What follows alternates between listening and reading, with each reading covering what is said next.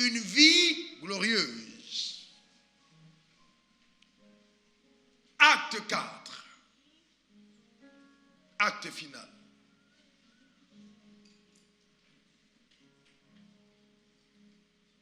Selon Romains 3, verset 23, il est écrit: tous ont péché et ont été privés de la gloire de Dieu. Donc le péché a été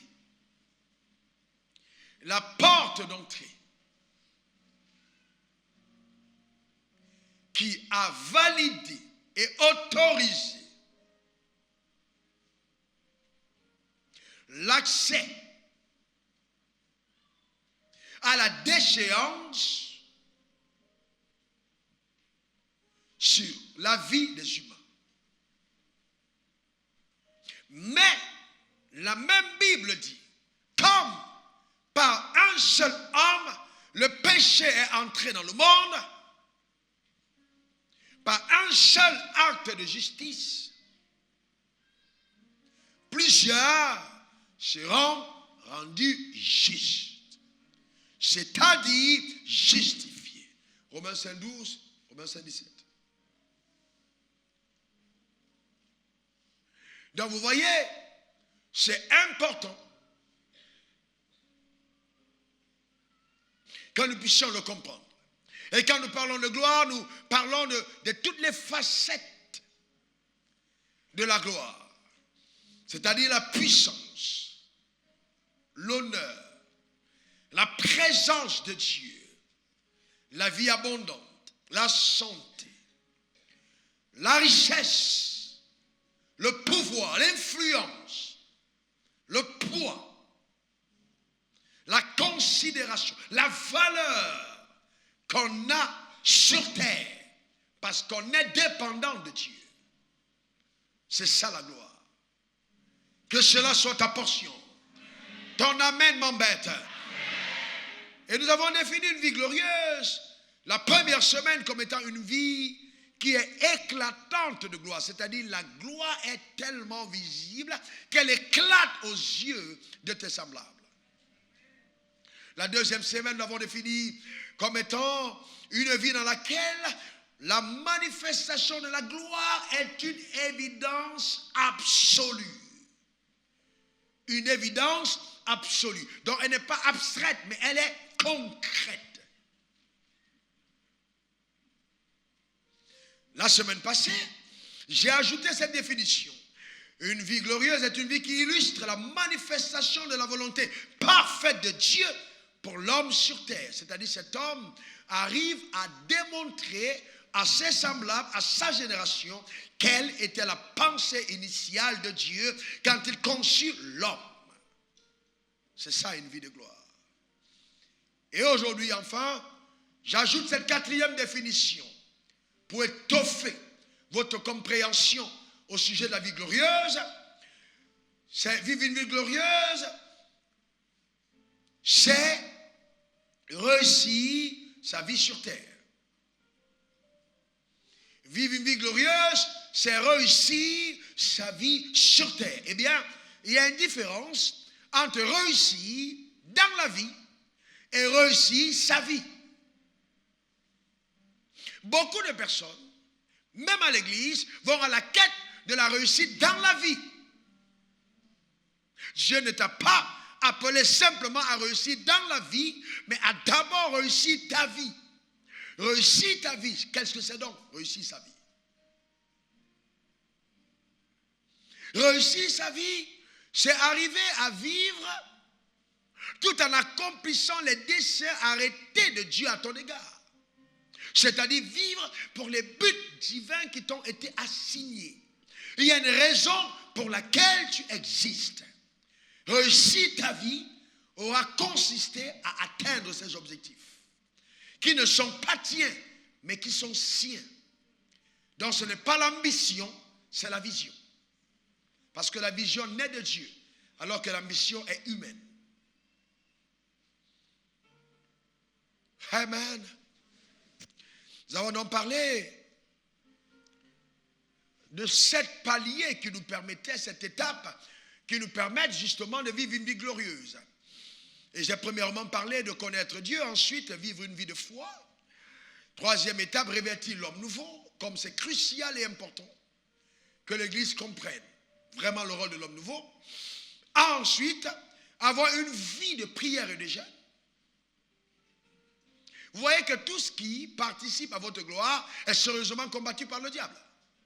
Les gens n'aiment pas prier, les gens n'aiment pas jeûner, parce que le diable sait ce qu'il y a derrière.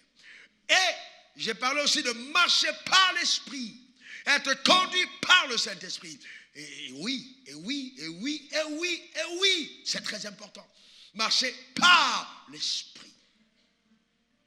Romains 8, verset 14, seuls ceux qui sont conduits par le Saint-Esprit sont fils de Dieu. Donc notre domination devient évidente car nous sommes conduits par le Saint-Esprit. Quelqu'un qui ne sait pas écouter le Saint-Esprit ne peut pas manifester la domination dans la vie.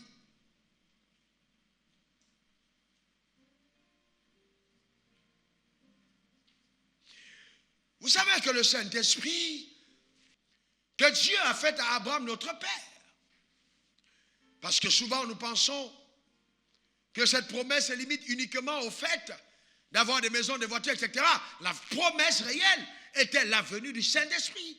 Galates 3, verset 14. Afin que la bénédiction d'Abraham eût pour les païens son accomplissement en Jésus-Christ. Et que nous ressuscitions par la foi l'Esprit qui avait été promis. Donc la promesse qui avait été faite à Abraham, c'était quoi? C'était quoi? Le Saint-Esprit. Vous y êtes? Vous y êtes? Alors je vous repose cette question. Est-ce que d'après vous, Abraham a mené une vie de gloire? Est-ce que Abraham a mené une vie de gloire? Est-ce que Abraham, levez la main si vous le croyez, a mené une vie de gloire? Très bien. Mais qu'est-ce qui avait été promis à Abraham? Le Saint-Esprit. Est-ce que Abraham a reçu le Saint-Esprit qui lui avait été promis? Est-ce que Abraham a été baptisé du Saint-Esprit? Est-ce que le Saint-Esprit a habité en Abraham? Mais la promesse lui a été faite, vrai ou faux? Notez donc ceci. Vous savez, Abraham a servi au dessein de Dieu. C'est pourquoi nous parlons de la gloire de Dieu dans sa vie. Mais ce qui lui a été promis, il ne l'a pas obtenu. Ses enfants l'ont obtenu. Quand vous menez une vie de gloire, vous servez à embellir d'autres vies. Ouais, ouais. Votre vie devient un élément déclencheur de la bénédiction de Dieu dans d'autres vies. À cause de vous, d'autres personnes se réjouissent. À cause de vous, d'autres personnes célèbrent. À cause de vous, d'autres personnes ont accès à d'autres dimensions de la vie. C'est ça une vie de gloire. Ce n'est pas une vie qui est figée sur soi-même, braquée sur sa personne. Non, mais plutôt une vie qui est en bénédiction à la société. C'est ça une vie glorieuse. Vous savez, le drame de l'Église aujourd'hui, c'est que les gens sont devenus tellement égoïstes, tellement rattachés à eux, pensant à eux, leur maison et ceci et cela. Donc quand ils ont l'argent, ils pensent bâtir ma maison, construire mes affaires, acheter ma voiture, faire ceci. Et on a très peu de pensée en ce qui concerne les desseins de Dieu pour nous. Non, Dieu t'a suscité comme une source de bénédiction. Vous n'avez jamais vu un avocatier manger les avocats? Vous n'avez jamais vu un manguier manger des mangues? Ainsi, il y a des choses que Dieu fera par vous qui ne vous seront pas profitables à vous, mais aux autres. Est-ce que quelqu'un comprend de quoi je parle? Que ceux qui ont des oreilles pour comprendre, comprennent. Donc le palier numéro 6, la 7e étape, c'est découvrir son appel et l'accomplir. L'appel et l'accomplir.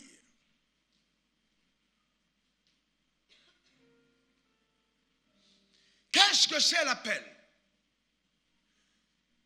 Qu'est-ce que c'est l'appel?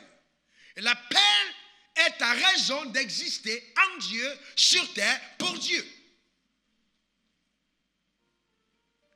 Ta raison d'exister en Dieu, sur terre, pour Dieu.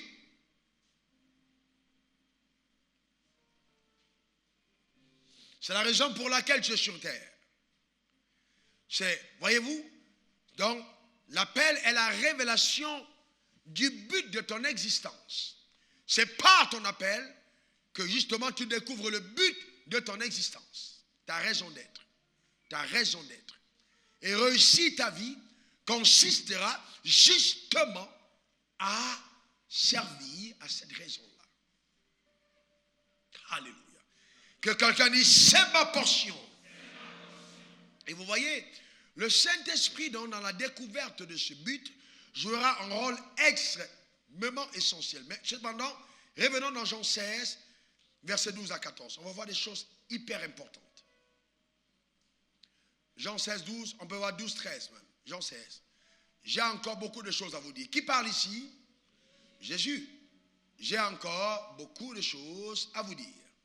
Mais vous ne pouvez pas les porter maintenant. Verset 13. Mais quand le consolateur sera venu, l'Esprit de vérité, vous voyez, le consolateur, c'est le Saint-Esprit. L'Esprit de vérité. Vous voyez, le Saint-Esprit est un esprit de vérité. La Bible dit, il vous conduira dans toute la vérité. On a bien dit toute la vérité. Dans toute la vérité. On verra de quelle vérité il s'agit. Car il ne parlera pas de lui-même. Mais il dira tout ce qu'il aura entendu. Et il vous annoncera les choses à venir. Donc quand le Saint-Esprit vient dans un croyant, il conduit le croyant dans toute la vérité.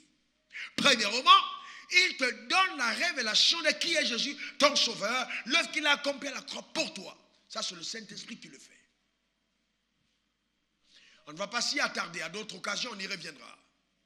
Deux, il te parlera ensuite de toi-même. Ah oui, si vous n'avez pas découvert qui vous êtes, alors la gloire de Dieu ne sera pas votre partage. Beaucoup de personnes ne jouissent pas de la gloire de Dieu parce qu'ils ne savent pas qui ils sont. Le problème d'Ève et Adam, c'était ça. Ils ne savaient pas qui ils étaient. Ève a pris le fruit, elle a mangé, elle a dit, oh, le serpent lui a dit, si tu manges de ce fruit, tu seras comme Dieu. Le problème est quoi? C'est qu'elle ne savait pas qui elle était. Quand vous ne savez pas qui vous êtes facilement dupable. Ou alors, on peut facilement vous duper. On peut vous tromper, vous séduire. Parce que vous ne savez pas qui vous êtes. Dans le Saint-Esprit, vous donne la révélation de qui vous êtes. Le problème de notre génération, en Afrique, pour ceux qui sont dans ce continent, même les Noirs, c'est une question d'identité. On ne sait pas qui on est. Des complexes d'infériorité. Vous voyez un gros vieux, gaillard, noir, dès qu'il rencontre un blanc, il a tendance à se prosterner. C'est inconscient. Je vais même plus loin, c'est culturel, c'est social. Mais ça ne devrait pas être spirituel. Parce que l'Église est supposée être le seul endroit où on redonne à chaque humain la révélation de qui il est. Ce n'est pas le livre d'histoire.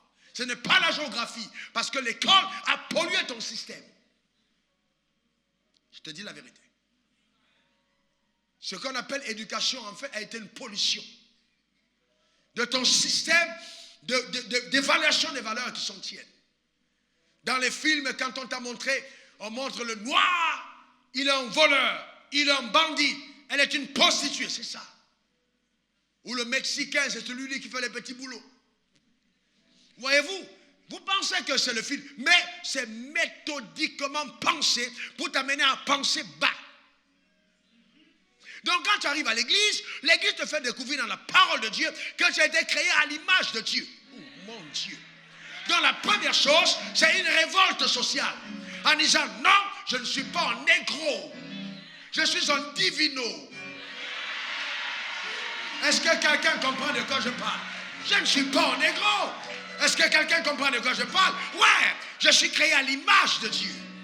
Donc si quelqu'un dit, oui, ces pays africains, c'est les pays de maître, tu n'as pas de problème. Parce que tu sais que ce n'est qu'un mensonge. Vous savez, c'est subtil. C'est une manière de nous faire croire qu'on ne vaut rien. Et quand ils ont dessiné le monde, ils ont mis l'Afrique en bas. Le monde n'est pas carré. Le monde n'est pas rectangulaire. Le monde est circulaire. Ça veut dire que nous, quand on décide, on doit mettre les gens là en bas et on est en haut. Ah ouais! Est-ce que quelqu'un comprend de quoi je parle? C'est celui qui décide, qui place selon l'ordre qu'il veut. toi tu es fort. Est-ce que quelqu'un comprend de quoi je parle? Et on a maintenu les gens en captivité. Et les Africains pensent que si ils ne sont pas allés en vacances chez les Blancs, ils n'ont pas de vacances. Et ils ont des belles plages qui sont inexploitées parce qu'il y a un complexe. Et on parle de développement du tourisme. Comment allez-vous attirer les touristes si vous ne valorisez pas qui vous êtes?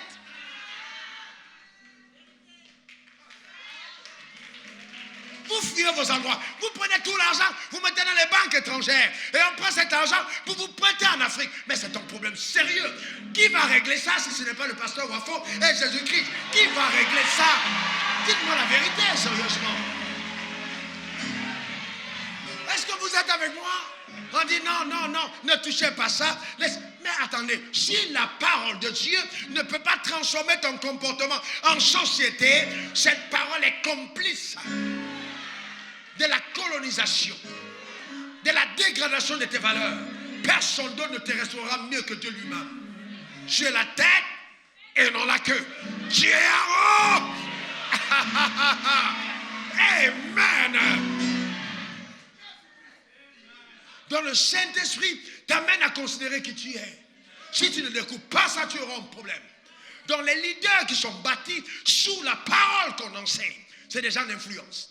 C'est pourquoi je n'ai pas de doute que l'Afrique de demain est une Afrique éclairée. Ton amène m'embête, donne-moi le meilleur des amènes.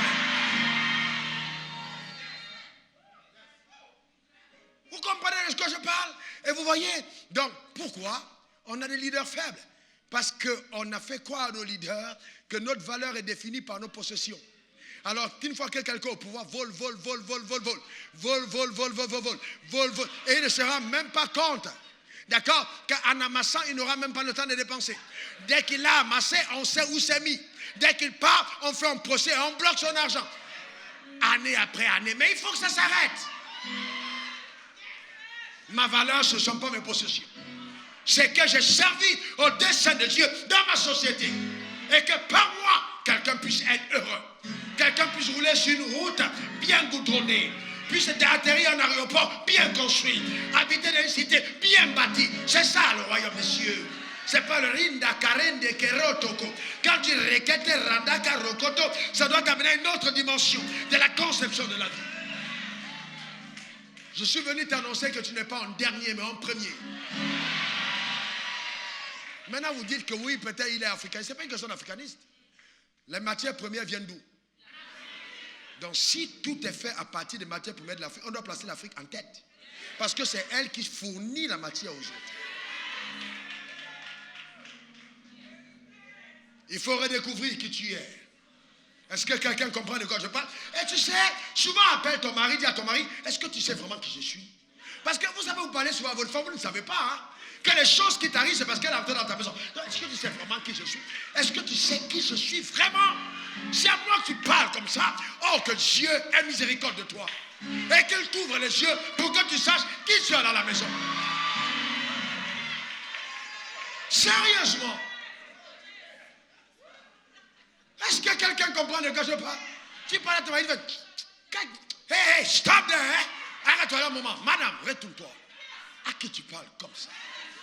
Est-ce que tu sais qui je suis? Comment peux-tu oser avoir un comportement aussi rabaissant à l'égard d'une personne de mon standard? C'est important. Le problème, c'est que vous ne savez pas avec qui vous êtes. La révélation de l'identité. Une fois qu'on a compris, alors les choses bougent à une autre dimension. Ta valeur ne vient pas par le fait que tu aies une bague au doigt. On a transformé l'église en un périmètre de comédiens. Où les gens sont là. Eh, dis-moi, donne-moi un mari, donne-moi un mari. Oh Seigneur, ça fait longtemps, je n'ai pas de mari. Faites attention, faites attention. Le mariage est le carrefour le plus glissant pour quiconque a un appel de Dieu sur sa vie. Ah ouais, il faut faire attention. 2 Timothée 1. Il est écrit, regardez le dernier mot. Le dernier mot de la phrase ici, c'est quoi? Dieu. Allez, maintenant, allez-y au verset 9. Verset 9. Dieu qui nous a sauvés. Qui nous a sauvés? Dieu qui nous a sauvés et nous a adressé une sainte vocation. Non à cause de nos œuvres, mais selon son propre dessein. La vocation est le but de ton existence. C'est ça ta vocation. Ce n'est pas le travail, c'est la vocation. Je peux travailler, mais ne pas accomplir ma vocation. Le travail est un moyen de subsistance, alors que la vocation est un moyen d'accomplir l'appel. C'est différent. Non à cause de nos œuvres, à cause de nos œuvres, mais selon son propre dessein. Donc Dieu nous a sauvés pour son dessein. Dis, je suis sauvé pour son dessein. Dis-le encore, pour son dessein. Et selon la grâce qui nous a été donnée. Oh, le temps manquerait pour parler de tout ça. La grâce de Dieu. Voyez, Dieu ne tient pas compte de ton background, de tes diplômes, de ta capacité intellectuelle, de la famille d'où tu viens, etc. Il ne tient pas compte de ça. Car il dit, ce n'est pas à cause de tes œuvres. Sinon, des personnes parmi nous n'auraient jamais été appelées.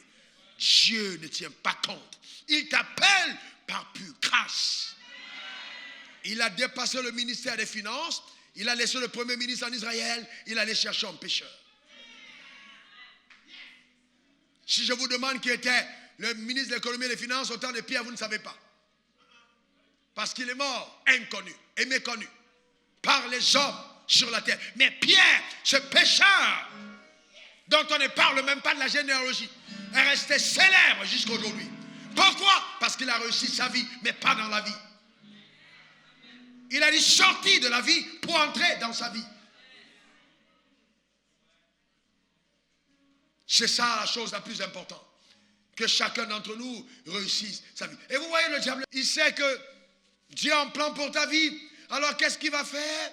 Il va orchestrer de mauvaises rencontres. Parce qu'il sait que s'il t'a piégé au niveau du mariage, alors il a déjà ralenti ta course.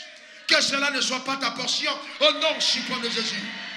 Il y a des jeunes gens qui pensent, non, comme je ne suis pas marié, je ne peux pas avoir l'onction. C'est faux. J'ai dit encore, c'est faux. Quelqu'un dit c'est faux. Dis encore, c'est faux. C'est pour ça que dans le mariage, dans l'église, les gens sont là, oui, mariage, mariage. Non. Et le mariage est devenu tellement important qu'on ne parle plus des choses essentielles. Mariage, mariage. Faites attention. C'est bien le mariage, il est établi. Mais vous devez comprendre le but pour lequel Dieu a établi le mariage. Vous savez, j'ai posé la question pour mes cultes. Oh oui, mais entre l'homme et la femme, Dieu a créé qui en premier? Certaines personnes ont dit l'homme. C'est pas vrai. Dieu n'a jamais créé l'homme en premier. Il a créé les deux en même temps. Regardons dans Genèse 1, verset 27. Regardez Genèse 1, 27. Regardez Genèse 1, verset 27. La Bible dit, Genèse 1, verset 27. Dieu créa l'homme à son et créa à l'image de Dieu. Il créa l'homme et la femme. L'homme et la femme. L'homme et la femme. Conjonction de coordination. Regardez au verset 28 pour bien comprendre. Dieu les bénit. Il a béni qui? Il a béni qui? Les deux. Ça veut dire que les deux étaient présents ou pas? Très bien, les deux étaient présents. Et Dieu dit, soyez féconds. Donc il a créé les deux le même jour. Il les a bénis ensemble. Sauf que dans l'ordre d'arriver sur terre, il va manifester sa sagesse. Dans le but de l'accomplissement de l'appel, il enverra l'homme en premier. Genèse 2, verset 14 à 15. Regardez ce que Dieu fait. Allez-y, verset 15 directement. Genèse 2, verset 15.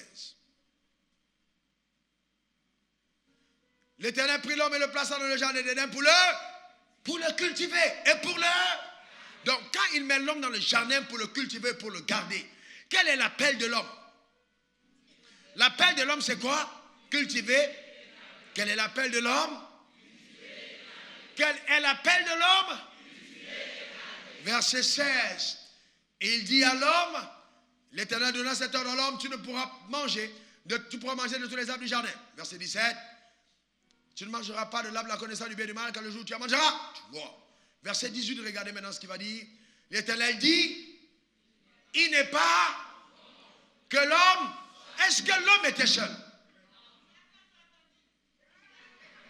Non, je vous pose une question.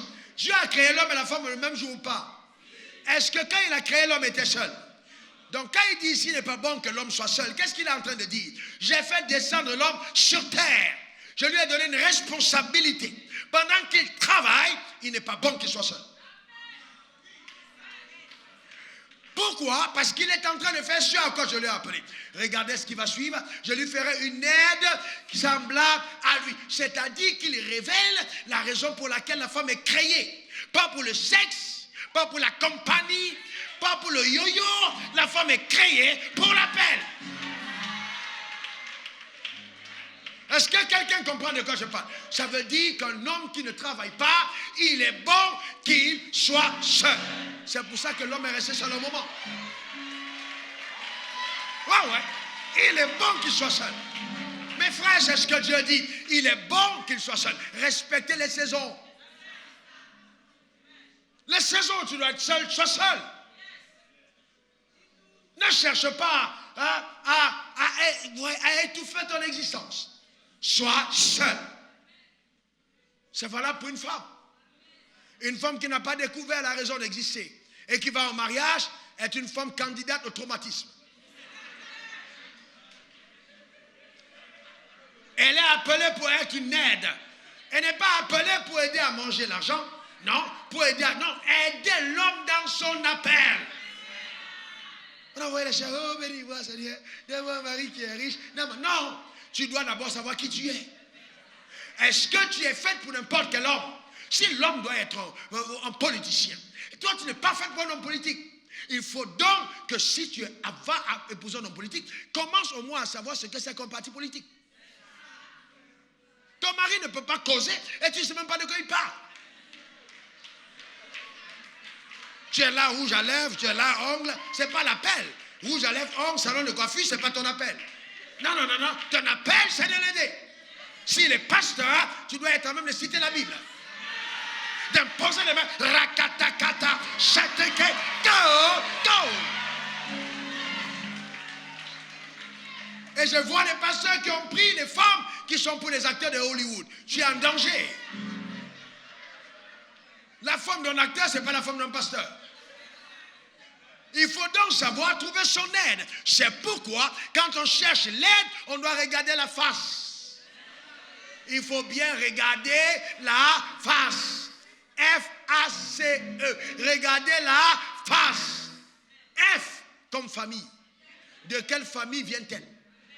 De quelle famille vient-il? C'est important. La famille parle de tes origines. La famille indique ton sang. La famille indique le type de problème auquel tu seras confronté quand tu seras avec lui. De quelle famille est-il? De quelle famille est-elle? La famille spirituelle. Qui est son pasteur? Qu'est-ce que son pasteur enseigne? Ça va te montrer le type de problème que vous aurez. S'il dit les mains n'ont pas été faites que pour toucher la Bible et que l'homme ne doit pas toucher la femme avec ses mains, tu sais quel problème tu auras dans le mariage. La famille est un indicateur des problèmes que tu rencontres. Donc F comme famille. De quelle famille es-tu? De quelle famille es-tu? Pose la question à ton voisin, tu es de quelle famille?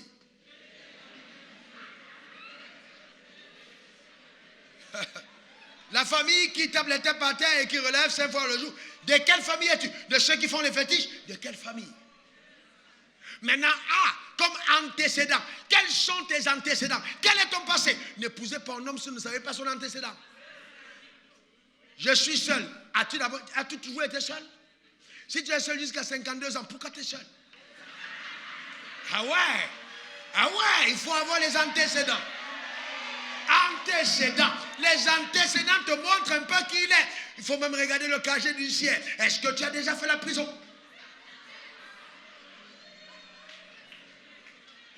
C'est l'antécédent. Vous savez, vous devez être à même de checker. C'est important. Est-ce que quelqu'un comprend de quoi je parle? Oui, sérieux. Parce que vous savez, les problèmes viennent un peu des expériences qu'on a vécues. Souvent tu es là, tu parles à quelqu'un, tu lui as dit quelque chose qui semble ne pas être grave. Et puis c'est neuf. Tu dis, mais qu'est-ce que j'ai fait? C'est pas toi, c'est l'antécédent.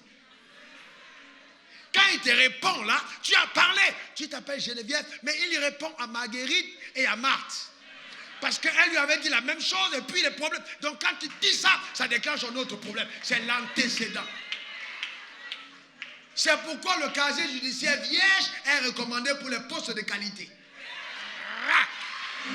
Est-ce que quelqu'un comprend de quoi je parle?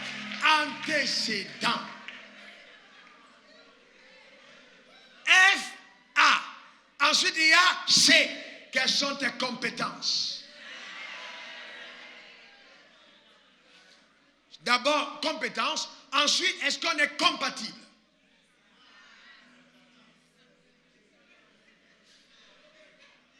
Compétence, compatibilité. Est-ce qu'il y a compatibilité? Tu ne peux pas être quelqu'un éduqué dans un certain périmètre et aller ramasser un gars qui sort des éducations du ghetto.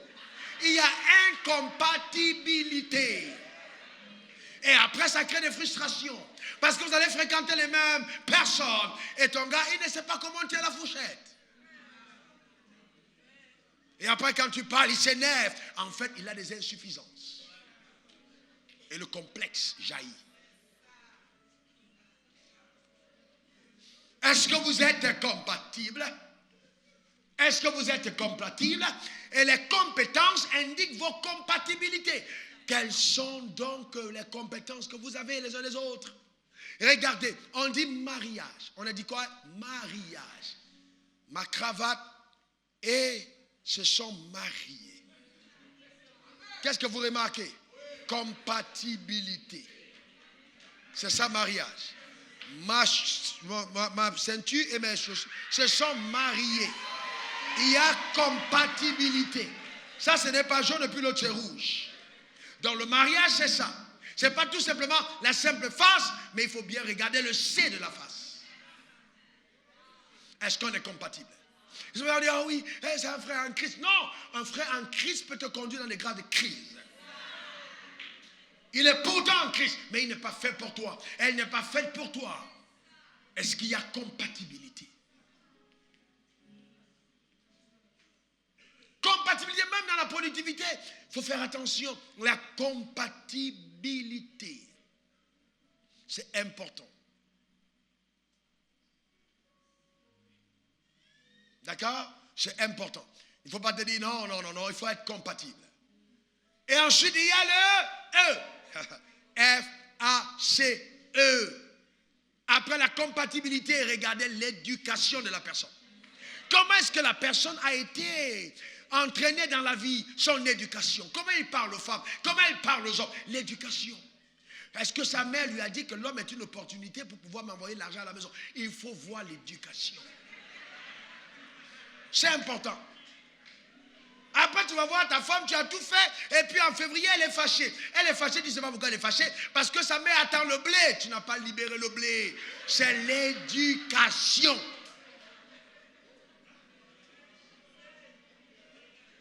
Il faut faire attention aux femmes que vous épousez, et puis elle commence à ne pas aimer ta mère. C'est une sorcière. Non, non, non.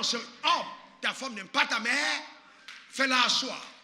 Dis-lui, il y a une dame qui m'a porté 9 mois dans le ventre, madame, qui ne va jamais divorcer avec moi, quel que soit ce qui arrive. Il faut que ta femme et ta mère fassent tout, même si c'est n'importe quoi, pour qu'elles s'entendent. Et ta femme doit payer le prix. Ce n'est pas ta mère. Ta femme doit... Non, sérieusement. Est-ce que vous comprenez? Ta femme doit payer le prix. Tu ne peux pas être toi une jeune dame qu'un homme a pris, il a mis la balle sur le doigt, tu as donné sa femme, et tu tiens tête à sa mère. Tu es mal élevé. Mauvaise éducation. Tu dois comprendre que c'est une dame âgée qui a porté ton mari. Et tu dois honorer cette dame.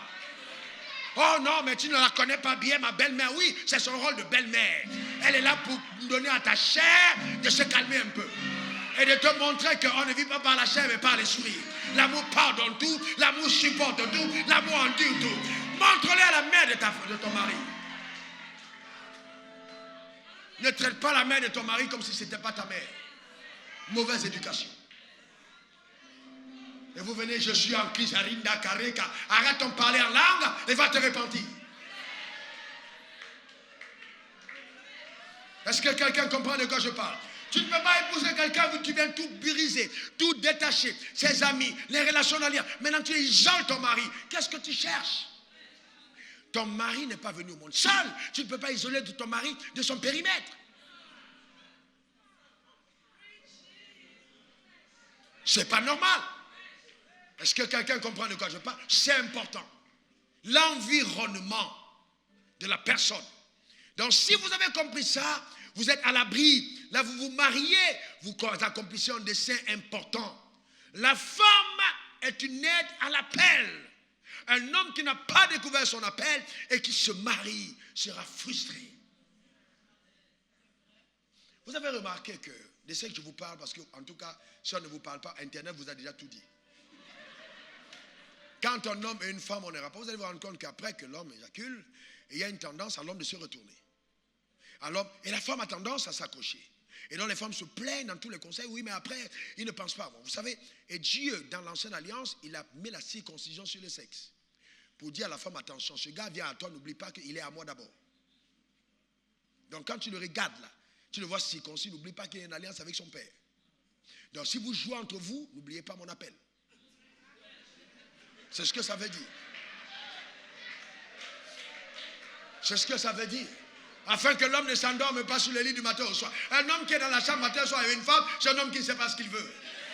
Ah non, c'est pas matin au soir, il y a des choses à faire. Les factures, on doit les payer. Il faut leur sortir travailler. C'est important. Vous ne pouvez pas être dans les in-love tous les jours. Il faut sortir travailler. La femme doit travailler, aider son mari. C'est comme ça que la gloire de Dieu est visible. N'oubliez pas que la définition du mal, le mal, c'est tout ce qui te sort de ta destinée. Mal, M-A-L. C'est tout ce qui te sort de ta destinée, de ton appel. Ça veut dire qu'un homme converti peut être un mal pour toi. Une femme convertie peut être un mal pour toi. Le mal, c'est ce qui te détourne des objectifs divins. Donc les gens pensent que le mal, c'est diabolique. Non, le mal, quelqu'un peut être en Dieu et être un mal pour toi. Il faut faire attention. Pourquoi tu veux l'épouser? J'aime comme elle est. J'aime surtout. Oh, ses ongles, c'est long, mais elle va te mettre sur le visage. Tu vas savoir de quoi tu parles. Alléluia. Amen.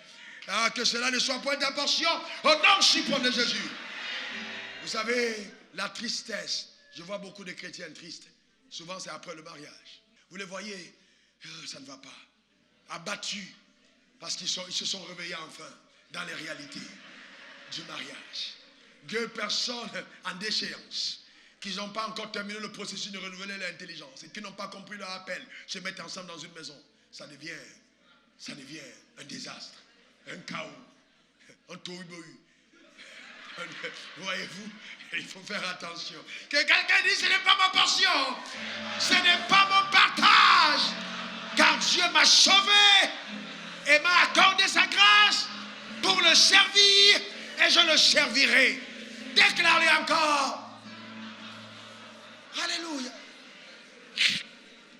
Amen. Dis, je servirai Dieu, car je suis son ouvrage, qu'il a recréé en Christ Jésus pour les bonnes œuvres qu'il a préparées d'avance afin que je les pratique. Amen. Alléluia. Donc ton appel, c'est la raison de ton salut. Ce n'est pas aller à l'église. La raison de ton salut, c'est ton appel. Aller à l'église est une opportunité que le ciel te donne pour t'équiper afin d'accomplir ton appel. Sans accomplir l'appel, la personne est frustrée. Tu as besoin de comprendre ton appel d'accomplir. Oui. Mais vous savez ce que je vais vous dire, frères et sœurs? J'ai découvert quelque chose que je souhaite. Je prie pour chacun d'entre vous que vous puissiez l'avoir. La jouissance de la vie, seconde après seconde. J'ai connu la vie dans le summum de son état jouissif. La vie avec Dieu. Vous ne pouvez atteindre cette dimension que quand vous êtes dans la volonté parfaite de Dieu. Vous allez comprendre pourquoi Salomon peut dire vanité, vanité, poursuite du vent. Ces termes, vous les comprenez quand vous êtes entré dans le plan de Dieu pour vos vies. Vous le comprenez pleinement. Sinon, vous êtes là, aiguillé par la chair, poussé par, vous voyez, les convoitises pour obtenir les choses de la vie simplement. Non, ce n'est pas ça la vie. La vie, c'est le servir. Vous savez, c'est le servir. J'aime tellement cette saison de ma vie. Dieu m'a conduit dans un autre niveau. Mes moments avec Dieu, c'est juste indescriptible. Je les aime plus que toute chose. Plus que toute autre chose. En fait, j'ai déjà posé un pas dans l'éternité. J'aime Dieu. Je souhaite pour vous que vous le découvriez. Vous allez vous rendre compte, certains d'entre vous ont dit, mais pasteur, j'aurais dû découvrir ça depuis. Il y a tellement de choses qui nous bombardent, qui nous tirent à gauche, qui nous tirent à droite. Ta soeur a acheté une nouvelle voiture. C'est elle qui a acheté. Ne poursuis pas ça. Sers Dieu. Sers Dieu. Ne sers pas l'argent. Sers Dieu. Voyez-vous, c'est important. Sers Dieu. Et tu n'es pas ta soeur, tu es toi. Tu n'es pas ton frère, tu es toi. Chaque fois que vous marchez avec le Saint-Esprit vous montre la place que vous avez dans le corps. Votre place dans le corps. Que quelqu'un dit, j'ai une place en lui. 1 Corinthiens 12, verset 18. Maintenant, Dieu a placé chacun des membres dans le corps comme il a voulu. Il y a une place dans le corps. Si vous lisez 1 Corinthiens 12, on ne va pas le lire. La Bible vous montre qu'il y a différents dons, différentes grâces que Dieu nous a faites. D'autres ont l'exhortation, d'autres ont l'enseignement, d'autres gagnent l'argent, à la libéralité. Chacun a un rôle, mais découvre ta place dans le corps. Découvre là ta place. Tu ne peux pas être un croyant, converti depuis plus d'1 an et ne pas avoir découvert ta place. À quoi tu sers dans le royaume des cieux? Quel est ton rôle? La Samaritaine, quand elle a rencontré Jésus, elle a appelé, elle a dit, venez voir celui. Voyez-vous, venez voir, venez voir. Elle avait un rôle. Dès qu'on est converti, on a un rôle à jouer. Ce n'est pas juste venir à l'église. Aujourd'hui, vous voyez, les pasteurs sont plus préoccupés de faire venir les membres de l'église. Mais comme je partageais avec ma femme, on doit aller plus loin que ça. Vous savez, moi je ne dis pas seulement pourquoi tu n'es pas venu. Mais je détecte l'absence répétée dans la présence de Dieu comme étant un indicateur d'un problème qu'on a dans sa marche avec Dieu. Donc ce n'est pas tant que tu sois à l'église, non. Mais en fait, tu m'indiques qu'il y a un problème dans ta vie. Et donc le problème doit être résolu, pas simplement en te faisant revenir, mais en t'aidant à sortir de ce qui a ombragé la vue de Christ crucifié dans ton esprit. Occulter la gloire de Dieu. Je suis dans la joie quand on me dit allons dans la maison. Et l'Éternel, je suis dans la joie quand on me dit allons dans la maison de l'Éternel. Pourquoi cette joie? Parce qu'il servait au dessein de Dieu. Oui, parce qu'il sert au dessein. Donc quand il va dans la maison, il est content d'y aller. Parce qu'il sert ses intérêts. Il ne faut pas oublier que les plus grandes richesses de cette vie ne sont pas matérielles. N'oubliez jamais. Les plus grandes richesses de cette vie ne sont pas matérielles.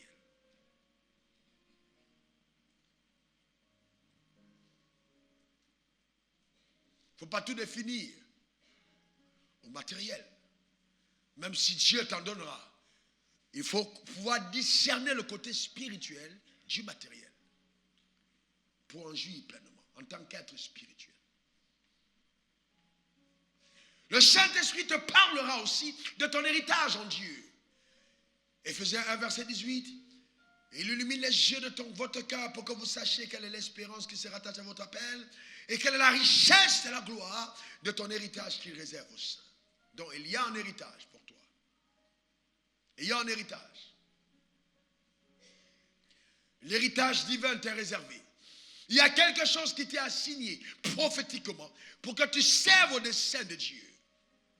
Si donc tu rétablis l'ordre des priorités en mettant ton appel en premier, ces choses deviendront une évidence, une conséquence de ton obéissance. L'obéissance suprême étant celle d'obéir au dessein de Dieu. Voyez-vous, qui veut voir la gloire de Dieu? Eh bien, dans tous les cas, tu la verras. Tu n'es pas venu sur la terre accompagner les autres, tu la verras. Donne-moi le meilleur des amens. Amen. Ta vie sur terre va refléter cette gloire. Donne-moi le meilleur des amens. C'est ça ta portion. Dis, c'est ma portion. Dis encore, c'est ma portion. Et enfin, obtenir la bénédiction. obtenir la bénédiction. Genèse 1, verset 28, je les bénis. Dieu les a bénis. Adam et Ève n'étaient pas possédés. Adam et Ève n'avaient pas de parents possédés. Adam et Ève n'étaient pas maudits. Adam et Ève n'avaient pas de réclamation satanique contre eux. Mais ils ont été bénis. Donc la bénédiction est indispensable pour qu'un homme puisse dominer dans la vie. Si vous n'êtes pas béni, la vie vous résistera. Et vous trébucherez. Et vous ne réussirez pas. Vous avez besoin d'être béni. Parce que nous, en tant qu'enfants de Dieu, on a un adversaire. Dis adversaire. Quelqu'un dit encore adversaire. Quelqu'un me dira, mais pasteur, pourquoi est-ce que les gens du monde réussissent sans être bénis? D'abord, un réussit pour eux, c'est d'avoir le matériel. D'accord? Maintenant, vous devez comprendre que le diable n'est pas contre eux parce qu'il servent au dessein de Satan. Il appartient à son armée. Donc, à partir de ce moment, ils prennent la richesse pour pouvoir avoir des affaires avec des enfants, avoir plusieurs femmes à gauche à droite, pour financer le mal, etc. Donc, le diable va les alimenter pour pouvoir étendre son emprise sur la terre. Mais à partir du moment où toi, tu es enfant de Dieu, le diable te résiste parce qu'il sait que tu vas dépeupler son camp. C'est pourquoi, toi, tu as besoin de bénédiction. Parce que l'adversaire se dressera sur ton chemin. Mais je veux garantir que cette année et les années à venir, même si Satan se levait avec toute la cohorte de ses démons et se concentrait sur ta seule personne, il est un échec programmé au nom suprême de Jésus. Ton amènement bête. J'envoie cette parole sur ta vie et je déclare que la gloire de Dieu resplendira sur ton visage.